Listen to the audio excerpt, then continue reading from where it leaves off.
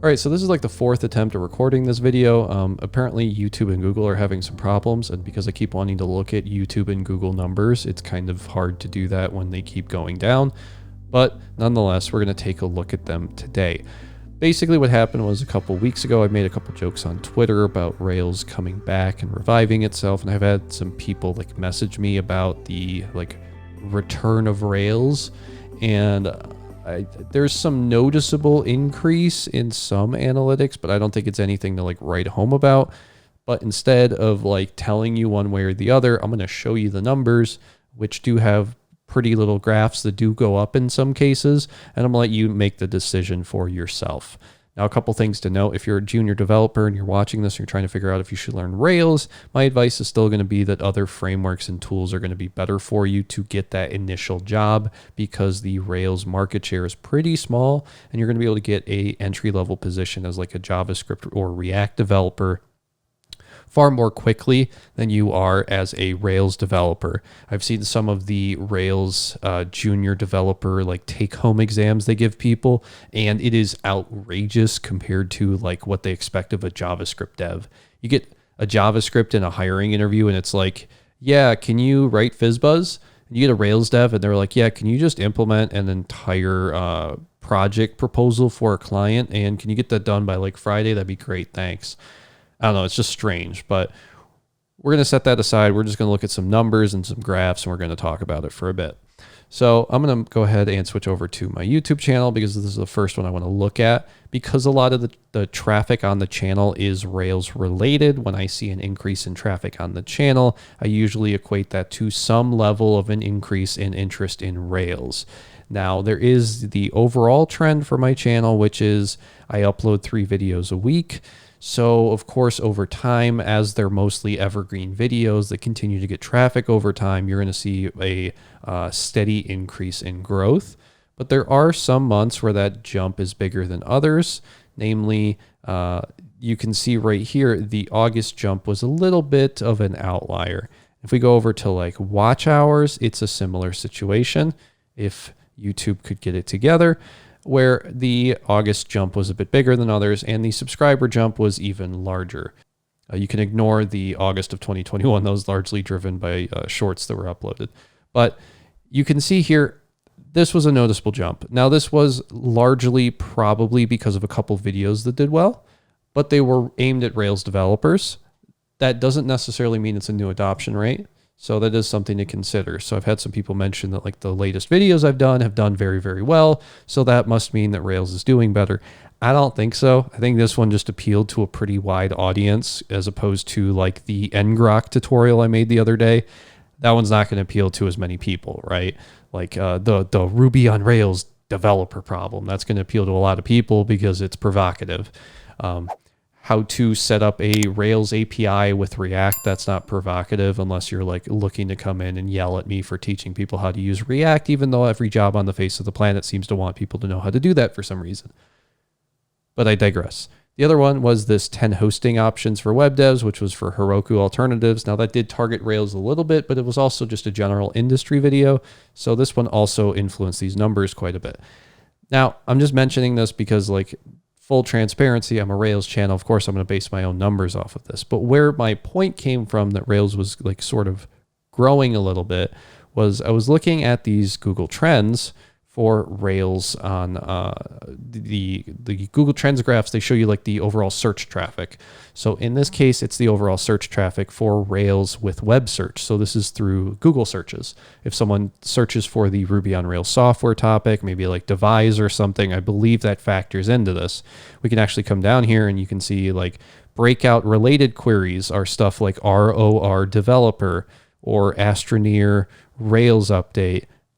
I don't know why that's related, but whatever.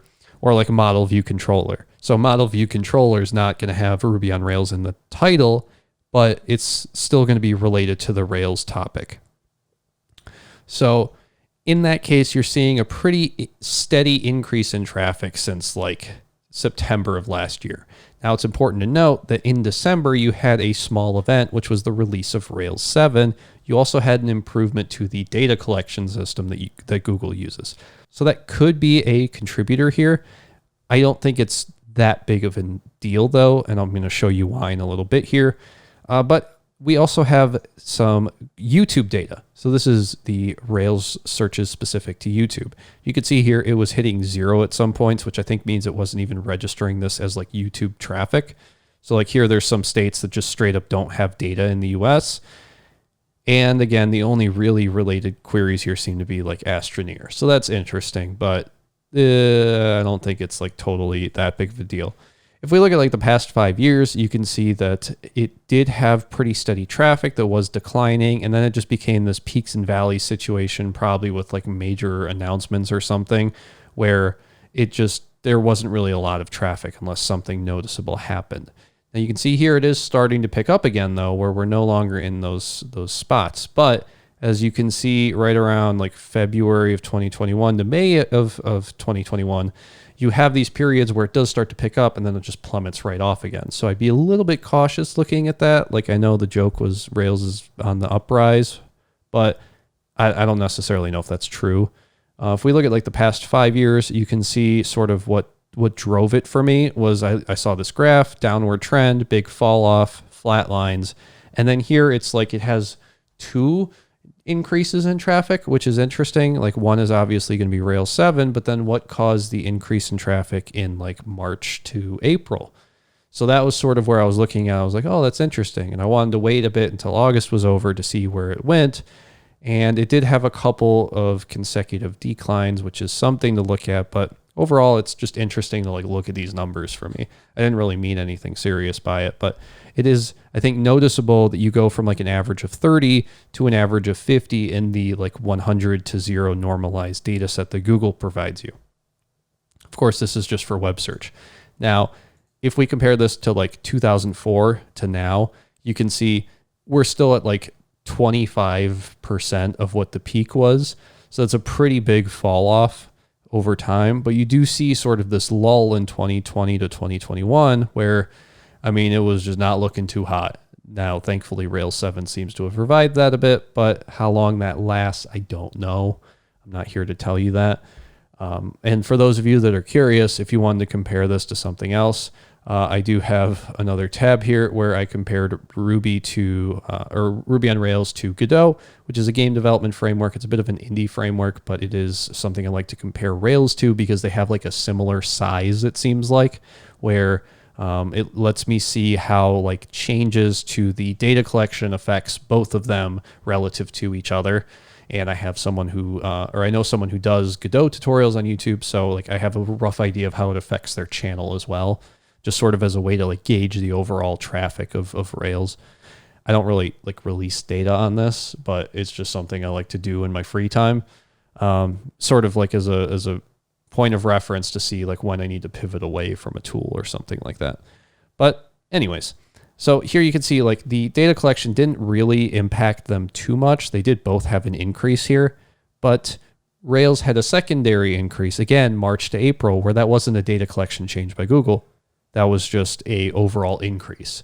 So I think there you can see where something changed. Now, whether this is like more people needing to learn Rails because of Rails 7 changes, maybe like they updated something at their company, they're working on their own project, and now they have to like go find updated resources. That could also be it. I don't think it's necessarily all from junior devs that are picking it up. It could also be someone who hasn't touched Rails since like Rails 4 and they're just coming back now.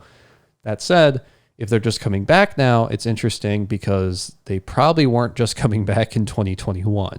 So maybe Rails 7 did have a positive impact there. And again, we can compare this in YouTube traffic terms where you can see that Godot does outperform Rails for similar size market. It has a lot less traffic on YouTube. I think a large part of that has to do, though, with the fact that Rails is going to skew older in its demographic, while Godot, a game engine, is going to skew younger because kids like making games go burr. Finally, just to sort of like crush everyone's self-esteem, I'm going to go ahead and compare this to the React JavaScript library because I feel like I don't stress this enough, but when I say like go learn something other than Rails, this is sort of what I mean. It is absolutely dwarfed by one of the JavaScript frameworks. And again, there's multiple.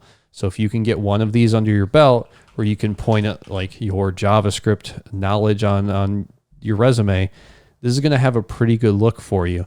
And when you compare this to like Rails, it's just, I mean, you know, it's a drop in the bucket in comparison, right? So I do think it's worth being cognizant of the fact that Rails is a very small percentage of the market share if it's your path to getting into web development. I think if you're already in web development, it's going to be a lot easier because you're not going to have to deal with the artificial barrier for entry that Rails companies seem to have, where they make it harder to get hired in the Rails field to begin with. I've seen it happen. I've had a couple people message me saying they've gotten jobs in the Rails community, but by and large, I see more people get hired in other fields or other languages and frameworks because there's more jobs and there's a bigger talent pool overall. You're going to have an easier time learning it. You're going to have an easier time finding help because there's just more people that you can access. Same thing for resources. So that is something to be aware of. I know that's not going to appeal to everyone watching this, but I always have to sort of appeal to the junior devs and make sure that I'm not leading them astray just because like making Rails number go up make us feel good about ourselves. But we can also take a look at the development surveys that Stack Overflow puts out. Now, these aren't going to show you trends, but it is interesting. You can see that like Ruby gets a 93,000 salary average as opposed to like JavaScript, which is way down here with 65,000. Now, it's important to note that doesn't mean that JavaScript is less popular and then Ruby is more popular and people who know Ruby are just super talented. What it means is there is a larger talent pool for JavaScript where the entry level salary is going to be lower than it is for Ruby, because if you're trying to hire 5 JavaScript developers, it's going to be pretty easy. If you're trying to hire 5 Rails developers, that might be a bit hard because there's just not that many available. Am I doing Rails a favor by saying to go learn something else? No, but I'm not here to help Rails. I'm here to help the people that need a job. And if they want to get into the field, trust me, there's going to be a lot more JavaScript and Java jobs and C# jobs and TypeScript jobs and Python jobs than there are Ruby on Rails jobs. Similarly, if we look at the like framework favoritism, I think Ruby on Rails sits at like a 55%. It's kind of middle of the road. But if you compare like the number of responses here, React got 16,000 responses. Ruby on Rails got 1,700. Now, I know that people in the Rails community like to say that like, oh, that's because Ruby on Rails devs don't respond to these surveys for whatever reason. But honestly, at some point, you got to stop protecting your feelings and you just got to like look at the numbers and say, oof, I think this is a pretty big oof. Like you got Express up here getting like 5 times the traffic that Rails got in this little survey. You got Laravel beating out Ruby on Rails. Like that's not a good look. And then you got AngularJS down here, which is always funny to look at. We can all point and laugh at that. I feel like we're all going to be okay pointing and laughing at that one.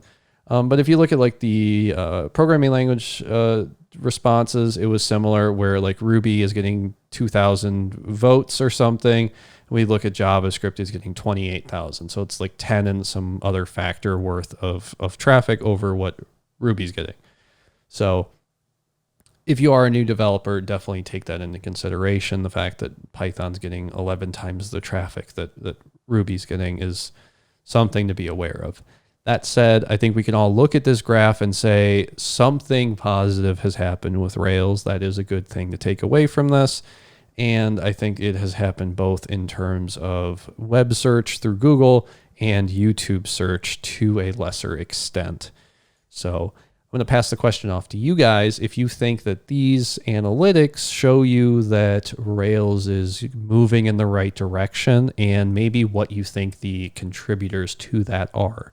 Is it the Rails 7 release? Is it Hotwire stimulus? Is it some other thing that Ruby has done? I don't know. What do you think is like the driving force behind this? And do you think there's a way for the Rails community to capitalize on it to grow the market share? I don't have the answers for those questions. I would like to just open the discussion up in the comments down below. So let me know what you think.